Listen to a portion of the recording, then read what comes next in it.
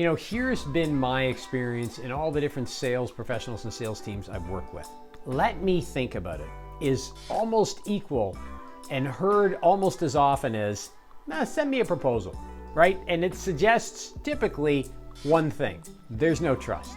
The buyer does not trust you or what you have to sell, and they really think you're in this for your own needs, not theirs. Now, hear me out, okay? There's a little bit behind that. It doesn't just jump to no trust, and it doesn't mean you haven't worked hard to develop trust. But let me think about it. It means there's something missing here, okay?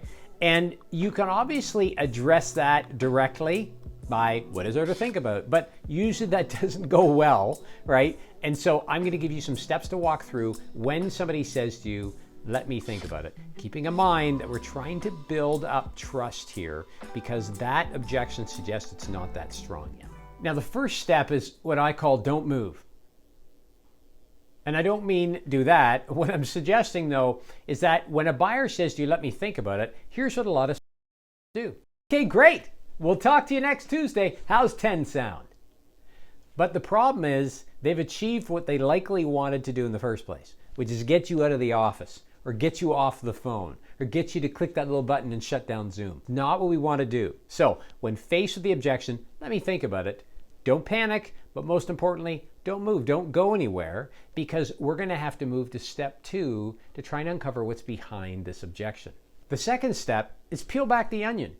Ogres are like onions. They stink? Yes. No. Oh, they make you cry? No. Oh, you leave them out in the sun, they get all brown, start sprouting little white hairs. No. Layers. Onions have layers. Let's uncover or unlock or unpack what's behind this let me think about it objection. I mean, let's be honest here. What do they need to think about? Is it just that this is not the right time for this product or service? And if not now, when? Is it that this price seems high to them, but they really haven't had a chance to go check the marketplace? Is it that they need to talk to somebody else and bring them into this conversation? There could be a whole multitude of reasons why. So we need to ask some very specific questions to ensure that we can understand what's going on behind this. So here's what I want you to ask. And again, I'll give you a couple variations. You change this up for yourself. Try this question. Buyer says to you, let me think about it. You respond with, okay, that sounds great. May I ask you a question? What is it about this proposal or this quote that you really want to think about? I'm just curious. Or you might say something like, okay, you want to think about it. That sounds great. What specifically are you going to be thinking about? Or they say, let me think about it. And you say, okay, may I ask, is there something maybe I missed along the way that I should clarify for you at this point?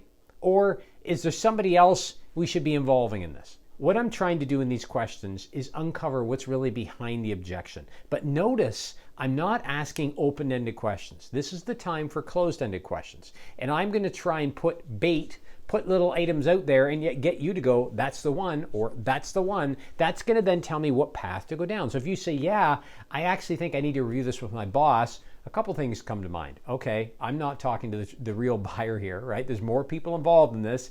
And then the second thing is, how do I stay involved in that conversation? So you can now move into the third step. So let's talk about that next. If you're enjoying these tips, do me a favor, click the like button on this video. That lets me know that I should create more videos like this.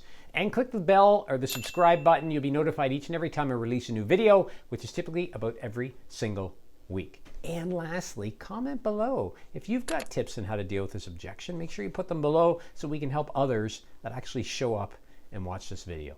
The third step then is what I call dig deeper. Now, keeping in mind we're trying to build trust. So what that really means is at this point, what we're suggesting as an option or a solution for a buyer is not something that they trust is the right solution for them.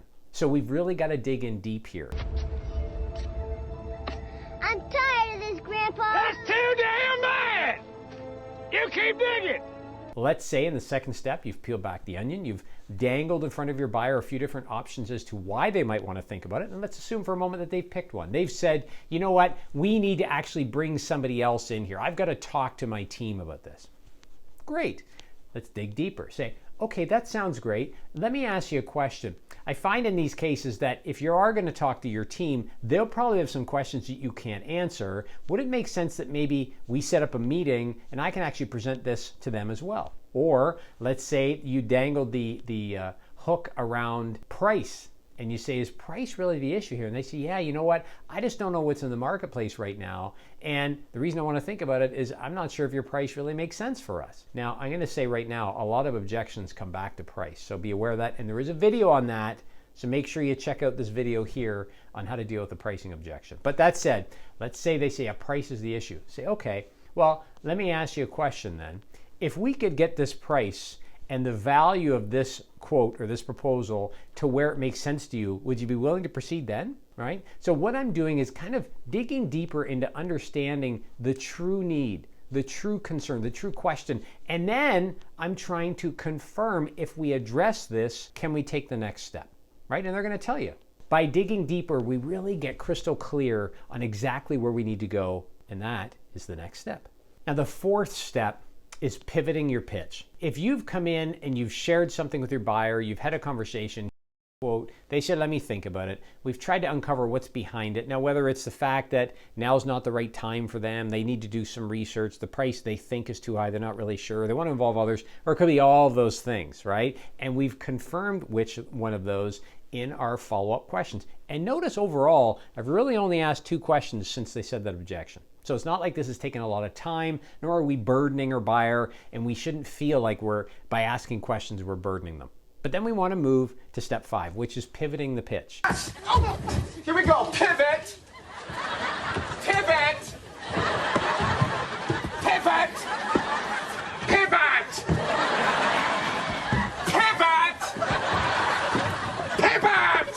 Shut up. Shut up. Shut up. Now that we know where their concern is, we want to pivot. So if we walked in the door and they said, I need a new piece of equipment, and we've talked about how our equipment's great, best warranty, best parts service, all that stuff, we give them the quote and they're like, let me think about it. And then through our digging deeper, we determine that they're not really sure if this is the best price in the market, right? So now we're at this point. Now I want to pivot my pitch. So now I'm going to go back, talk about the value related to your concern. So now I'm going to revisit the value, but I'm pivoting to talk about your specific concern. So if it's price, I might say something, well, let me show you the return on investment on our product versus the competition. Or you want to involve somebody else. I think that's a great idea. Can we involve your engineer? I think they'd really appreciate this meeting. How does next Tuesday morning look for you at 10 o'clock? So what I'm doing is I'm pivoting on the point from which I entered this conversation, right? We usually enter in to talk to a buyer and they tell us their initial needs and we have a conversation, but sometimes that changes. Objections are a sign that there's something else here that I didn't tell you. We have to uncover what that is and then pivot our pitch to be able to address that concern. So that is step number 4. All right, last step then is what I call ask for the sale. So at this point, we've uncovered what the problem is, and we've, through our last step, identified this new direction. We've asked the question, can we move forward in this direction? And so then we want to ask for the sale again. If the last question, which is pivot the pitch, is around bringing in the rest of the team to go through this, I'm not just going to leave it at that and book that meeting. I'm going to try and ask for the sale again. Now you might say, well, hold on a second. They've given an objection. Why would I ask for the sale? Why wouldn't I? I'm trying to uncover if there's other objections we haven't discussed.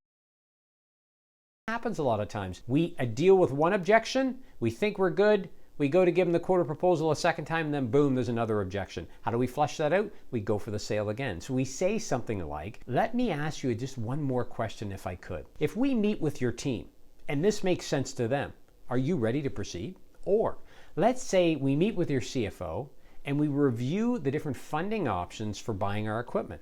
If that makes sense to the CFO, are you ready to proceed? So by asking for the sale again, I'm flushing out further objections. This is where they might say, yeah, everything's good at that point. Or they might say, well, hold on a second, I have to talk to the president. Or hold on a second, we have to do a market study. Or hold on, this has to go over to procurement and they have to do 3 quotes, right? Which is like, oh my gosh, here we go again. So you really want to make sure you ask for that sale again, which will flush out any further objections that you might need to deal with. I wouldn't say this is a bonus tip as much as it's a wrap-up tip, but it's critically important to this entire process. As I said at the beginning, if somebody gives you an objection, specifically the one where they say, let me think about it, suggests there's a lack of trust. They don't trust that the solution you're offering is the right solution for them. It's not something personal. That's usually what's behind it. In all of these steps I've given you, and from the point at which you hear that objection on, slow down. Take your time, because if we want to build trust, we've got to show that we're in this for the long haul, that their business is important to us, and that we're here for them. The way we do that, we slow down, We make sure we address all of their questions to the best of our ability. We make sure as we move through the process that they're good, they're comfortable, that we're addressing their concerns. That's how you build trust, and that's the key to overcoming this objection. Now, if you're a sales professional, here's what I've found. To be effective, you need to constantly take on certain activities like prospecting, like closing, like dealing with objections. And the only way to stay on track with those activities is to have some sort of a plan to do so. I created what I call the 30-day sales action planner, a simple PDF document that you can print off or use digitally as a way to track your progress. Click the link below, you can grab your own copy. There's no charge at all, but what'll happen then is you're gonna receive this and you can use this on a daily and weekly basis to set your targets and to go after them and to track your progress. So just click that link below, grab your copy. Now, if you're finding that dealing with big companies is something you're challenged with, you're trying to sell your product or service to bigger companies, there's a few nuances you need to be aware of. Make sure you watch this video next where I share with you some of those nuances and how to work through them and be a top performing sales professional. And until next time, get on out there, let's go sell something.